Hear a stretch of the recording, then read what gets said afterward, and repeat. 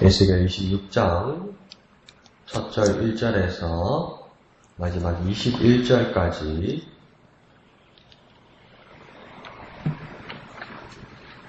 (1절부터) 다같이 읽겠습니다. 시작. 11째 해 어느 달 초하루에 여호와의 말씀이 내게 임하여 이르시되 인자야 두로가 예루살렘에 관하여 이르기를 아하 만민의 문이 깨져서 내게로 돌아왔도다. 그가 황폐하였으니 내가 충만함을 얻으리라 하였도다. 그러므로 주 여호와께서 이같이 말씀하셨느니라. 두로야 내가 너를 대적하여 바다가 그 파도를 부비치게 함같이 여러 민족들이 와서 너를 치게 하리니 그들이 두로의 성벽을 무너뜨리며 그 망대를 헐 것이요 나도 티끌을 그 위에서 쓸어버려 맨바위가 되게 하며 바다 가운데에 금을 치는 곳이 되게 하리니 내가 말하였음이라. 주 여호와의 말씀이니라. 그가 이방의 노략거리가 될 것이요 들에 있는 그의 딸들은 칼에 죽으리니 그들이 나를 여호와인 줄을 알리라. 주 여호와께서 이같이 말씀하셨느니라. 내가 왕들 중에 왕 곧 바벨론의 느부갓네살 왕으로 하여금 북쪽에서 말과 병거와 기병과 군대와 백성의 큰 무리를 거느리고 와서 두로를 치게 할 때에 그가 들에 있는 너의 딸들을 칼로 죽이고 너를 치려고 사다리를 세우며 토송을 쌓으며 방패를 갖출 것이며 공성태를 가지고 내 성을 치며 도끼로 망대를 찝을 것이며 말이 많으므로 그 티끌이 너를 가릴 것이며 사람이 무너진 성 구멍으로 들어가는 것 같이 그가 내 성문으로 들어갈 때에 그 기병과 수레와 병거의 소리로 말미암아 내 성곽이 진동할 것이며 그가 그 말굽으로 내 모든 거리를 밟을 것이며 칼로 내 백성을 죽일 것이며 내 견고한 석상을 땅에 엎드러 드릴 것이며 내 재물을 빼앗을 것이며 내가 무역한 것을 노략할 것이며 내 성을 헐 것이며 네가 기뻐하는 집을 무너뜨릴 것이며 또 내 돌들과 내 제목과 내 흙을 다 물 가운데에 던질 것이라. 내가 내 노래 소리를 그치게 하며 내 수금 소리를 다시 들리지 않게 하고 너를 맨바위가 되게 한즉 내가 금을 말리는 곳이 되고 다시는 건축되지 못하리니 나 여호와가 말하였음이라. 주 여호와의 말씀이니라. 주 여호와께서 이같이 두로에 대하여 말씀하시되 내가 엎드려지는 소리에 모든 섬이 진동하지 아니하겠느냐. 곧 너희 가운데에 상한 자가 부르짖으며 죽임을 당할 때에라. 그때에 바다의 모든 왕이 그 보좌에서 내려 조복을 벗으며 수놓은 옷을 버리고 떨림을 입듯 하고 땅에 앉아서 너로 말미암아 무시로 떨며 놀랄 것이며 그들이 너를 위하여 슬픈 노래를 불러 이르기를 항해자가 살았던 유명한 성읍이요 너와 너의 주민이 바다 가운데에 있어 경고하였도다. 해변의 모든 주민을 두렵게 하였더니 어찌 그리 멸망하였는고. 내가 무너지는 그날에 섬들이 진동할 것이며 바다 가운데의 섬들이 내 결국을 보고 놀라리로다 하리라. 주 여호와께서 이같이 말씀하셨느니라. 내가 너를 주민이 없는 성읍과 같이 황폐한 성읍이 되게 하고 깊은 바다가 내 위에 오르게 하며 큰 물이 너를 덮게 할 때에 내가 너를 구덩이에 내려가는 자와 함께 내려가서 옛적 사람에게 나아가게 하고 너를 그 구덩이에 내려간 자와 함께 땅 깊은 곳 예로부터 황폐한 곳에 살게 하리라. 내가 다시는 사람이 거주하는 곳이 되지 못하리니 살아있는 자의 땅에서 영광을 얻지 못하리라. 내가 너를 패망하게 하여 다시 잊지 못하게 하리니 사람이 비록 너를 찾으나 다시는 영원히 만나지 못하리라. 주 여호와의 말씀이니라. 아멘. 어제 본문에서부터 에스겔은 이제 열방, 주위 나라들에 대한 저주를 하나님의 말씀을 담아 선포하고 있습니다. 그래서 오늘은 그 다음 네 번째 나라, 두로의 멸망에 대해서 세 번째 나라인가요? 다섯 번째 나라인가? 정말 기억이 안 나네. 하여튼 그 두로에 대해서 네 번째 이제 다섯 번째 그 두로의 멸망에 대해서 이야기하고 있습니다. 이 두로라는 것은 도시의 이름을 말하는 겁니다. 이 두로는 성경에 나오는 베니게, 그러니까 페니키아의 수도, 중심 도시 중에 하나입니다. 그래서 두로, 시돈, 이런 도시들이 이 페니키아, 베니게의 한 도시입니다.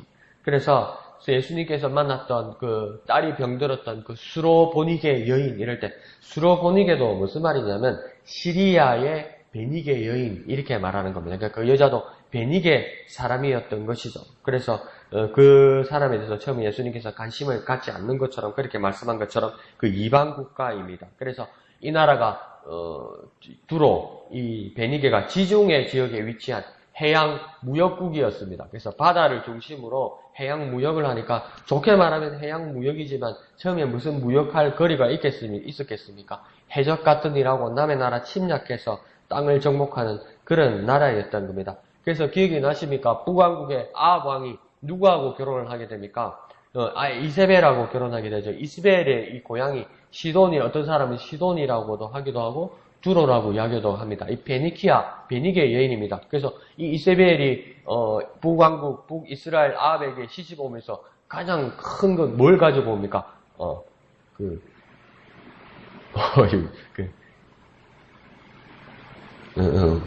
바알과 아세라. 바알과 아세라를 이렇게 수입해오죠. 바알과 아세라를 섬기게 하는 이 이방 우상을 수입해오는 것이 무엇입니까? 이 이세벨입니다. 그러니까 이 나라가 두로, 시돈의 도시가 있는 이 베니게라는 도시라는 것이죠. 그래서 이 도시에 대해서, 이 나라에 대해서 오늘 하나님 저주를 선언하십니다. 근데 그렇게 저주받을 수 있을 수밖에 없었던 이유를 2절에서 그렇게 말씀하고 있습니다. 이 두로가 예루살렘이 멸망당하는 것을 보고, 이스라엘이 망하는 것을 보고 자신들에게 기회가 왔다고 여긴 겁니다. 그러니까 예루살렘이 잘못되니까 그 예루살렘이 망한 것 때문에 우리 두로가 이득을 볼 거라고 생각했다는 것이죠. 그래서 만민의 문인 예루살렘이 깨져서 내게로, 그러니까 나 두로에게로 돌아왔다. 그러니까 중흥의 기회가 생겼다. 이렇게 말하고 있습니다. 그래서 그가 곧 예루살렘이, 이스라엘이 황폐하게 되었으니 내가 두로가 충만함을, 곧 풍성함을 얻을 것이다. 이렇게 생각했다는 거죠. 요즘의 나라의 온 세계의 국제정세하고 똑같지 않습니까? 저 나라를 멸망하게 하고 저 나라를 망하게 하면 저 나라의 것이 내 것이 된다는 그런 이상한 그 생각들, 그게 지금은 상식으로 되었지만 하나님 그거 잘못된 것이다. 개인 대 개인으로 보는 것이 아니라 가장 근본적으로 한번 보거라. 그러면 이게 얼마나 잘못된 생각인지를 하나님 에스겔을 통해서 깨우치고 있는 것입니다. 그래서 하나님께서 이제 3절에서 에스겔을 통해 이렇게 말합니다. 내가 곧 하나님이 너 두로를 직접 대적하겠다.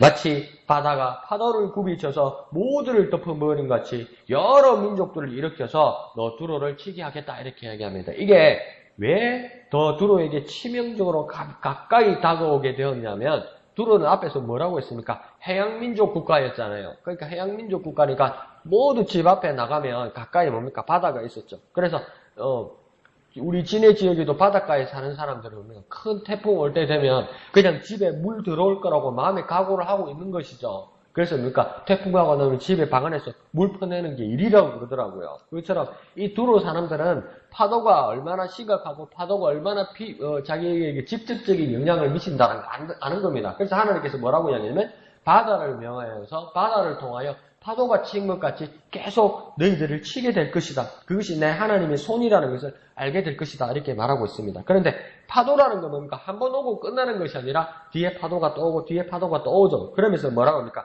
파도가 한 번에 오는 것이 아니라 여러 번 오니까 여러 민족들이 너희들을 침노하는 것과 같을 것이다. 이렇게 말하는 겁니다. 한 나라를 맞고 나면 끝나는 것이 아니라 그 다음 또 다른 나라가 또 다른 나라가 와서 계속 칠 것이다. 그러니까 파도가 치는 것처럼.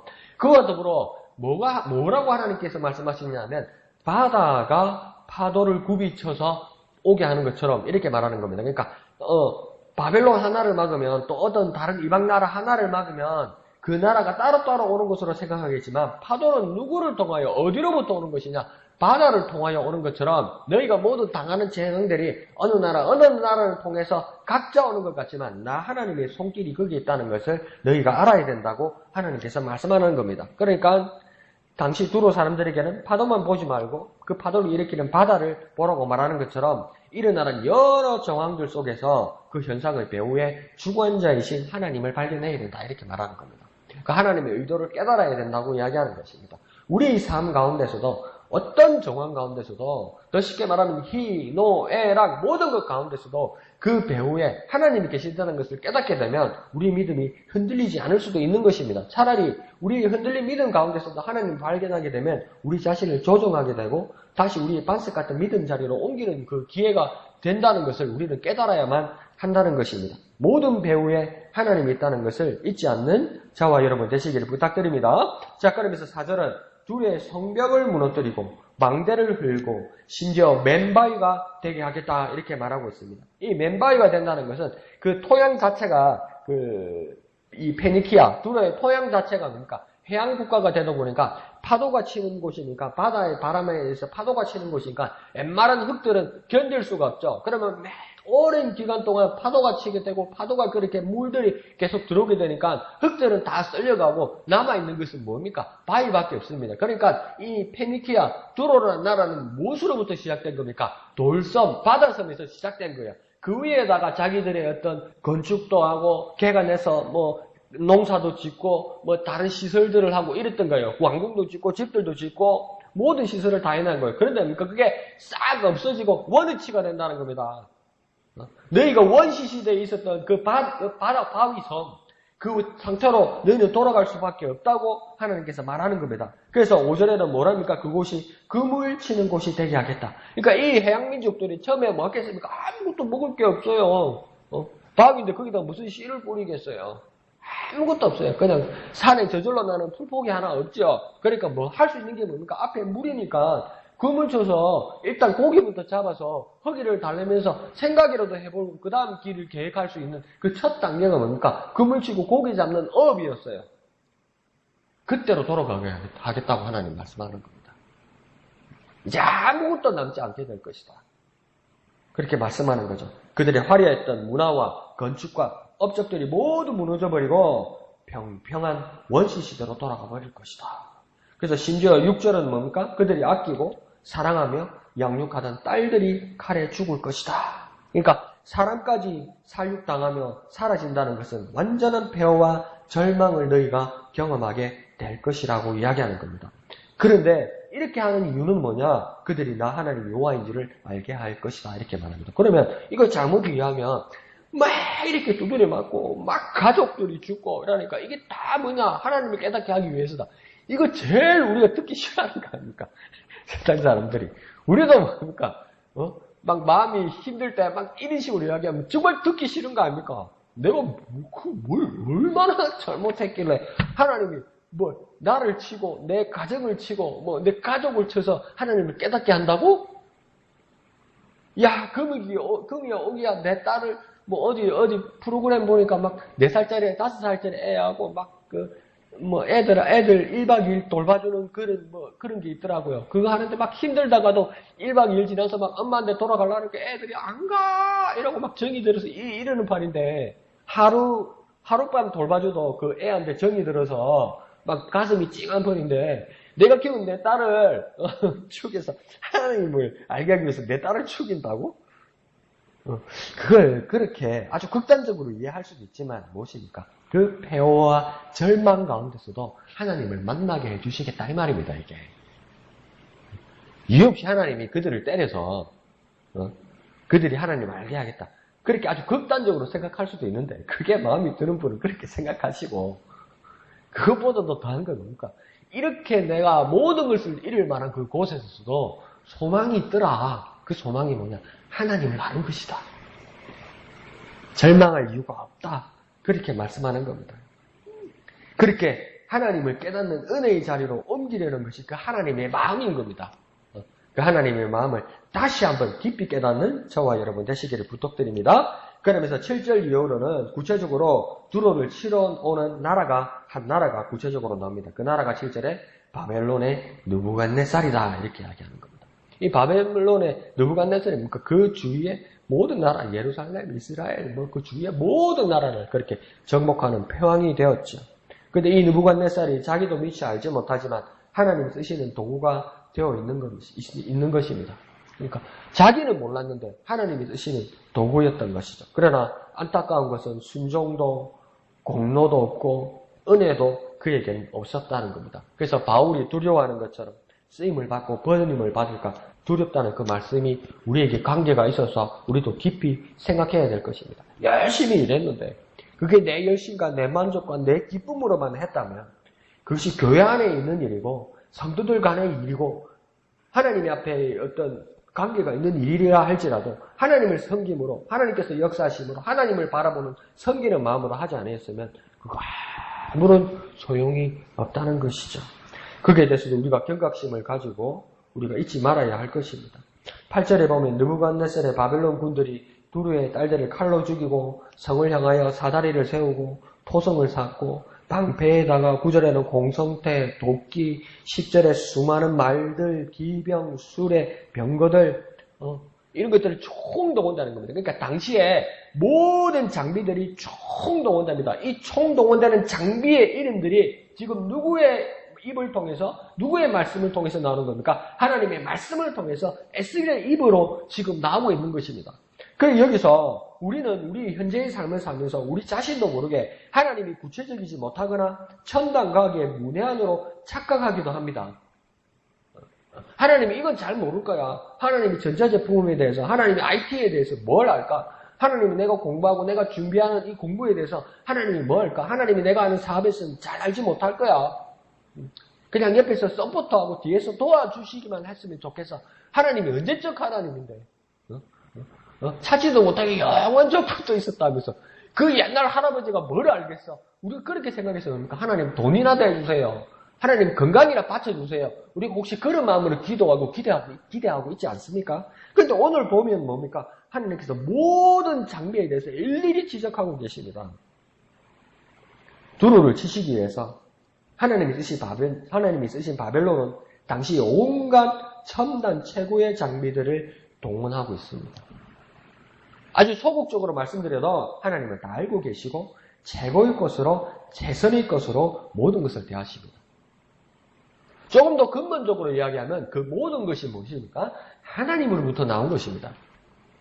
그것을 잊지 않고 착각하지 않는 저와 여러분 되시기를 부탁드립니다. 11절은 두루가 세워놓았던 각종 업적 상징들이 무너집니다. 11절에 석상, 12절에 재물, 무욕한 것들, 성들, 집들, 돌들, 제목들, 흙들, 그러니까 건축하고 쌓고 이루었던 모든 것들, 준비한 모든 것들, 미래를 위해 대비한 모든 것들, 그러니까 다 부서지고 무너지고 사라지게 될 것이다. 이때까지 업적으로 세워넣었던 것들, 지금 하고 있는 것들, 미래를 위해 준비되어 가고 있는 것들 모두 사라진다는 겁니다. 이걸 한번 이렇게 생각합시다. 하나님이 없으면, 이제 우리에게는 하나님이 없으면, 하나님이 개입하지 않으면 아무것도 없어집니다. 더 비참한 건 뭡니까? 계획도 못 세웁니다. 계획도. 단재 신채우 선생님이 그렇게 말했다고 하죠. 역사가 없는 민족에게는 미래가 없다 이랬잖아요. 그러니까 과거에 대해서 정확하게 기억하고 깨달아야 된다고 말했지만 그 정도가 아니라 과거의 업적뿐만 아니라 현재의 삶도 미래를 위한 계획도 못 세운다는 겁니다. 앞으로 뭘 해야 될지도 모른다는 겁니다. 뭐요? 하나님이 없으면요. 14절에 단지 그 자리는 그물 말리는 곳이 될 것이다. 앞에는 그물 치는 곳이 되었고 이제는 그물 말리는 곳이 되었고 하도 부서지고 무너져서 건물 하나, 작품 하나 남지 못하고 평평해져서 그물 말리기나 좋은 자리가 되었다 이 말입니다. 그래서 웃으면서 그런 생각이 들었어요. 막 새해 큰 마음을 먹고 이제는 열심히 운동해야지, 건강해야지, 우리 기일이 시집가고 장가가고 손주를 내가 봐줘야지, 내가 건강해야지. 그래가지고 뭡니까? 새해 아침에 황 집사님하고 대출을 해가지고 할부로 러닝머신을 산 거요. 그래서 하루에 30분 이상은 뛰어야지. 여보 30분 이상 뛰어야 돼요. 당신 뛰면 나도 30분 이상 뛸게요. 3일 지나니까 그 러닝머신 자리가 뭐가 됩니까? 빨래 넣는 자리가 되는 거라. 똑같은데. 똑같지는 않지 뭡니까? 그 용도가 모두 사라져 버렸다는 겁니다. 하나님 우리에게 손을 놓으시면 정말 아무것도 없어집니다. 아무런 쓸모도 없어집니다. 그러니까 우리는 하나님을 꼭 붙들어야 합니다. 하나님과 동행해야 합니다. 그때 우리 삶의 이유를 알 수 있게 되고 우리 삶의 계획과 비전이 세워지게 되는 것이죠. 그러자 15절 이후로 두루의 주변 나라들이 애곡을 합니다. 소상이 났다고 인정합니다. 저 나라 두루가 망했다고 공식 인정합니다. 그러니까 15절에 모든 섬이 진동하고 상한 자가 중임당한 것처럼 막 부르짖는 소리를 들었다는 겁니다. 그 주위 나라들도 이제 두려워했던 것이죠. 그 관계가 동맹이 끈끈했다고 말할 수도 있지만, 야, 두로가 멸망할 정도인데, 페니키아가 멸망할 정도인데, 우리도 이제 큰일 난 거 아니냐, 기댈 나라가 없게 된다면서, 그러니까 마치 자기가 상한 것처럼, 자기에게 어떤 아파서 막 끙끙 앓는 것처럼, 막 진심으로 애곡하더라는 겁니다. 그러니 16절에 뭐라고 또 이야기합니까? 무시로 떨며 놀랐다. 이 무시로란 말은 갑자기, 그러면서도 끊임없이 계속 떨면서 놀랐다는 겁니다. 그러니까 정상적인 삶이 안 된다는 겁니다.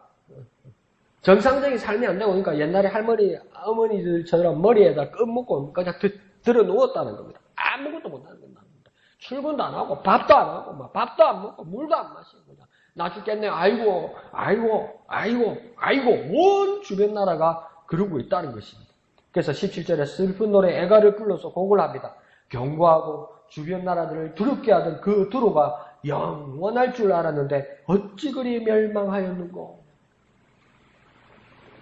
18절은 이 두루의 결국 마지막 멸망을 보고 놀란다고 이야기합니다.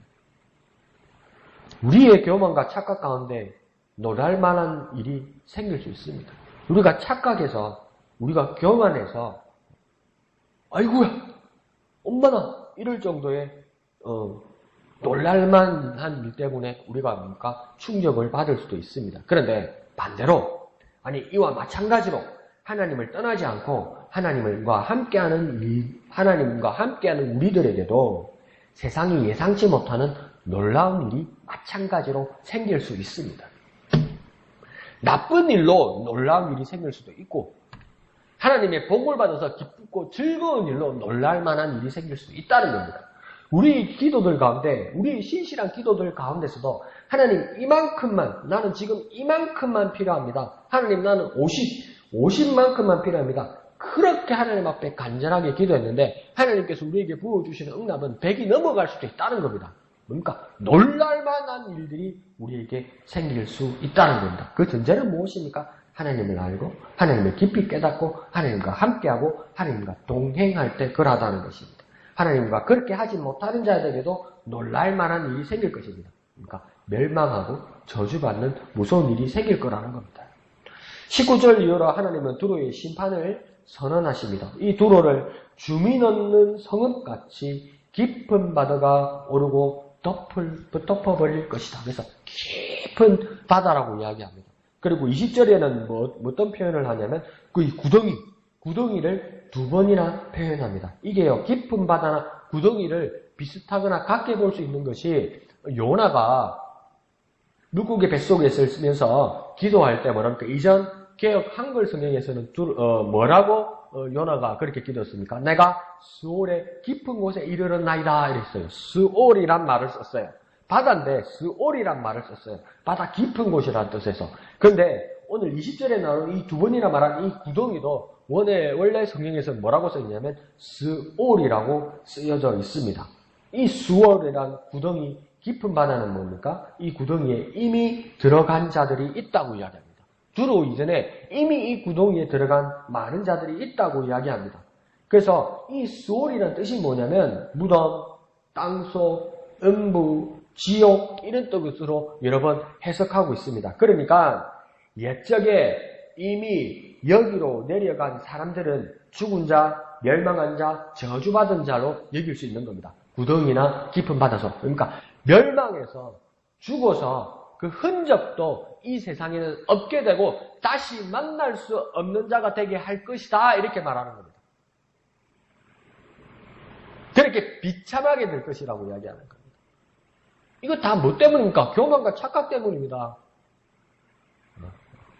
그러니까 세상 따라가면 안 돼요.